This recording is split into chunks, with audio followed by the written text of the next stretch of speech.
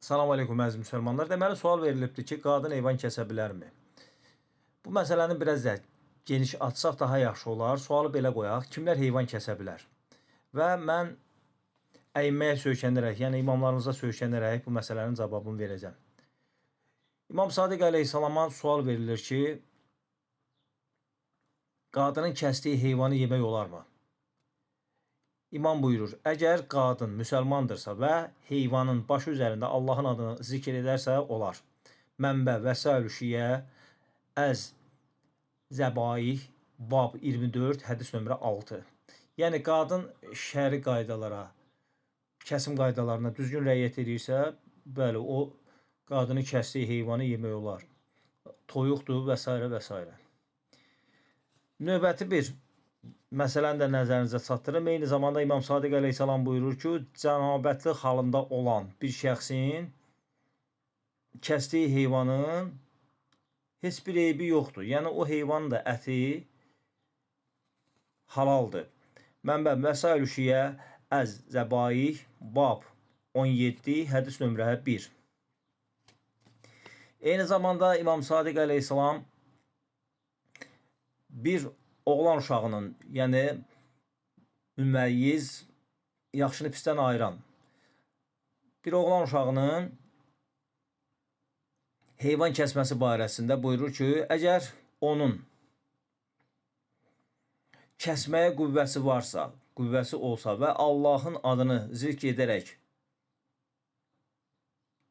düzgün kəsərsə, yəni şəri qaydalara rəiyyət edib kəsərsə, yeyə bilərsən. Yəni, burada da həmən şəxsin kəsdiyi heyvanın əti yeyilir.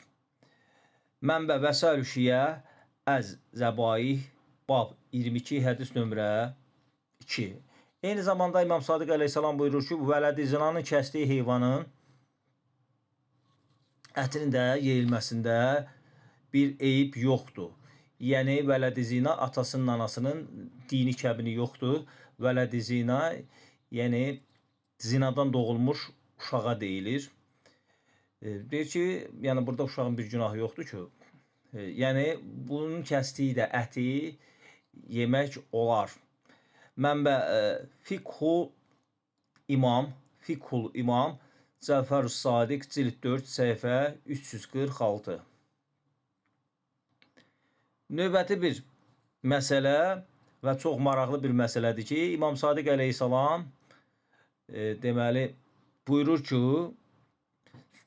sünnətsiz, yəni bir kəsin sünnəti yoxdur, sünnət olunmayıbdır, bir oğlan uşaqdır, sünnət olunmayıbdır. Bu barədə